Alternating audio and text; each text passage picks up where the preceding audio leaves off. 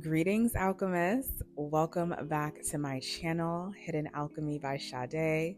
And whether you are listening to me over on Spotify or checking me out on my YouTube channel, welcome. Always a pleasure to have you. And if it's your first time, welcome. My name is Sade. I am a holistic and wellness coach focusing on all things that are spiritual, mental, emotional, and physically just amazing for a person to transform and alchemize themselves into their highest potential. So, speaking of highest potential, today's topic, we are diving into why it is important to reinvent yourself. And I am truly a firm believer in allowing yourself to transform, to change, and to evolve. I really believe that life is about evolving, it is about transforming, it is about meeting new versions of ourselves. I feel like whenever we're transforming into different versions of ourselves, it's not that these versions of ourselves were never around. It's just that we needed to dig a little bit deeper and do a little bit more work to tap into this new layer of ourself. And personally, I feel like you should be reinventing yourself every decade. But I mean, it can happen every decade, it can happen every year if you want, but especially every decade because we are changing from the times that we're in our 20s, 30s, 40s, 50s. Value systems change, beliefs change, the body changes, right? So something that you might have valued in your 20s, for example, let's say, I grew up as a dancer. So if you're a dancer and you might have valued performing and traveling and doing all that in your 20s, by the time you reach 40 and 50, it's safe to say that maybe that value system changed because the body changes. What you want in your 50s changes in what you wanted in your 20s and your 30s. So we should really be embracing this idea of reinventing ourself. And as someone who has reinvented themselves and will continue to reinvent myself no matter no matter what lifetime I'm in, it is truly a lot of work, but it is truly inspiring and just amazing to witness yourself in different versions and different places within your life and to really create the life that you want, because that's really what reinventing yourself is. So let's go ahead and start with that. Let's start by identifying what exactly does it mean to reinvent one's self. And the definition is simple: moving into more authentic alignment with what is true for you in that present moment. That's really all reinventing yourself is. Something that might have mattered or been important to you or meant something to you years prior might not be relevant now. So you have to align yourself with what is the relevant truth of who you are now and where you are at this point in your life. And that is the simple definition of reinventing yourself. Now, the work that goes into reinventing yourself, that is where it becomes challenging. That is where it becomes messy. That's where it can become uncomfortable, because it's literally like birthing a deeper version of yourself. So you have to go through the labor, right? I'm a doula, so I'm always going to bring up, if you're doing something different or if you're reinventing yourself, I'm going to compare it to birth because I'm just around that so much.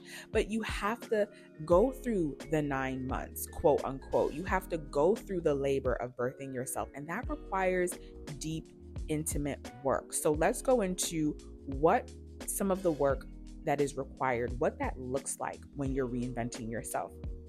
And the first point is deep self-reflection. Deep self-reflection. And what do I mean by deep self-reflection?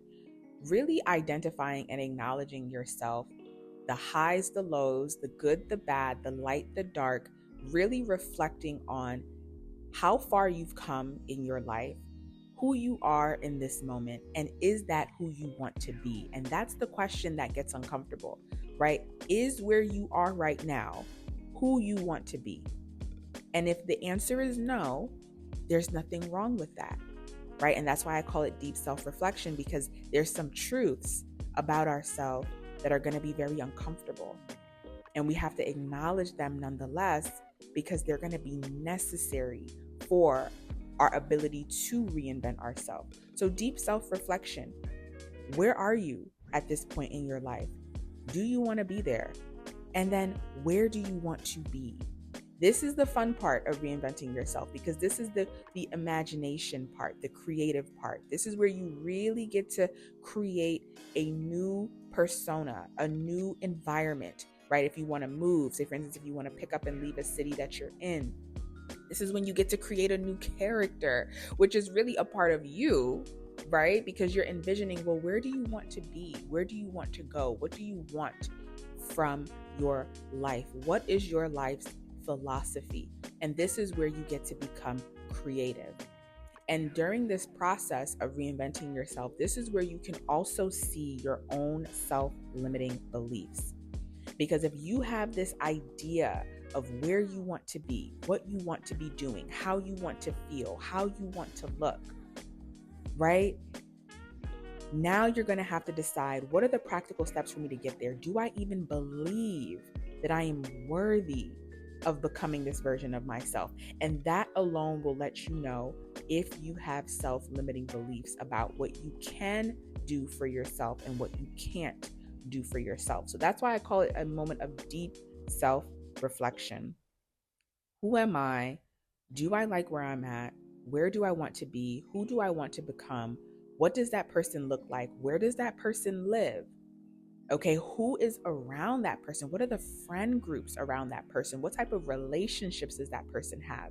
Because as you reinvent yourself, a large part of that reinvention is letting go of outdated relationships. People who no longer fit the mold, not because they're not good enough, but because you are now placing yourself in a different frequency and a different category. And naturally, if a person is not in alignment with that frequency or category, they just cannot be placed there. So it's normal. And that's why I call it deep self-reflection, because it's uncomfortable, right? If you envision yourself as being a certain being, what type of people do you have around you? And the reality is, if the people on that list are not the current people that are in your life, then that is letting you know a truth. That is letting you know that these might be some folks that you might have to let go of so that you can make space, or not let go of, right? We don't have to cut everyone off, but you might have to have a little bit more distance and space in the relationship so that you can make space for the other relationships that are in alignment with this new version of yourself. And as you start to identify, what are small practical steps that I can take to get to this new person, right? Because the reality is, when you're reinventing yourself, it's not going to happen in a month. It's not going to happen in 2 months or 3 months. You want to compare this to birth. Literally, you want to compare this to birth and give yourself at least a full year. Like, I know women are pregnant for 9.5-ish months or less, right? But we also have to include the 4th trimester, which is postpartum, right? So you want to give yourself a good year of really beginning the stages of transforming into this new version of yourself. So you have to get very practical. And an easy example is weight loss, right? If you want to lose 3 pounds, I think 3 pounds is a very practical first step to take. I'm not saying 3 pounds is the total amount, but if you're saying that you want to look a certain way, then you have to start on a practical level of saying, let me lose 3 pounds. Let me see what is required for me to lose 3 pounds. And then from there, I'm going to consistently do what I did to lose 3 pounds and add a little bit more on. That's what I mean by getting practical, because you want to make sure that the steps that you're taking are steps that you can take, right? If you want to lose weight, it's not realistic to say, I want to lose 20 pounds in 1 month. That's not practical. You want to give yourself, okay, let me lose 3 in 1 month. Then I can lose another 3 by the 3rd month, right? You want to make it easy so that build confidence that you're capable to do it. So that's what I mean by taking practical steps. And while you're doing this, this is really truly building your confidence, and it's unlocking potential within yourself that you never knew existed. And that's what I love about reinventing yourself, is you start to see yourself in a new light because you're learning more about yourself, and you're learning what you're capable of doing, either when you're under pressure, either when you've had to start over. You're learning your potential. And this inspires you to continue going. And it might deter you as well. But use being deterred or being doubtful as motivation to keep going. Because again, just like birth, you have to go through the labor. So it's not going to always feel like you're getting towards that end goal. You have to trust and believe, right? It goes back to the deep self-reflection. You have to believe that you are worthy of this transformation. Create your own personal philosophy and keep moving from that personal philosophy. You will see your results later, but you have to first build that commitment, unlock your potential, take those practical steps. That's going to build a lot more confidence. And then it's also going to help you to see that you really can create and manifest this life for yourself that you want. It just requires a level of reflecting, a level of letting go, a level of dreaming, a level of imagining where you want to be, taking those practical steps, and just learning a deeper, newer level of yourself. And then starting to embrace this newness of yourself, right? Some people are going to like this new person, some people are not. And that is something you have to be okay with. A large part of reinventing yourself is being comfortable being alone for that first half of the reinvention, because people are not going to understand what you're doing, especially if they are people that knew you from a previous life or a previous way of moving. They're not going to understand what this new shift is or what you're doing, and they might not like it. But at the end of the day, it doesn't matter, because if this is the dream or the idea or the vision that you have for your life, you have to go after it because you are worthy of it. So a lot of reinventing yourself is being comfortable with being alone, because you're going to have to shift around your relationships, and some people are just not going to be happy, and some people are going to love it, and some people are going to hate it. But you must embrace this new chapter of yourself, this new way of moving in your life, this new way of showcasing yourself to the world, right? And that is what's going to inspire you to continue reinventing yourself. And it's going to inspire other people to take on that risk of reinventing themselves and changing. Because there's no secret that change is uncomfortable. And that's why many of us remain stagnant in our life, both on a personal level and a professional level, because we're uncomfortable with what change brings. And the more that you take the time to identify, is your life feeling fulfilled? Am I happy? Is this what I want to be doing?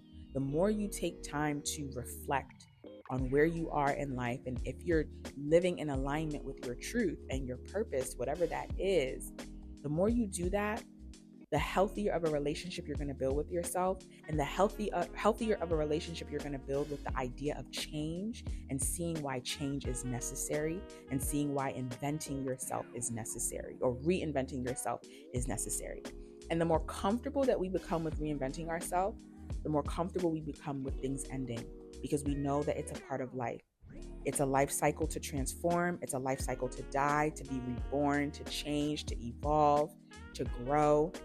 And we stop fearing the darker sides of change, which a lot of it is being misunderstood, being alone for some period, but being alone in a moment to make space for the new.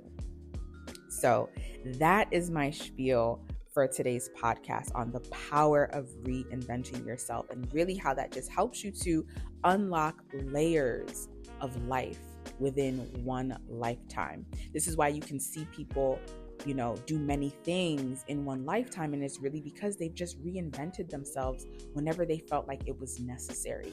So I hope that this podcast was inspirational to anyone out there who is dealing with stagnation and who wants to reinvent themselves but is a little bit nervous of doing so. Feel free to check out my one-on-one coaching services that I offer on guiding you spiritually on how to reinvent yourself, how to transform and move into a new era of your life where you are tapping into your personal power and moving from your most authentic self. Feel free to head over to my website, hiddenalchemybysade.com, to check that out. And I will see you all for the next podcast.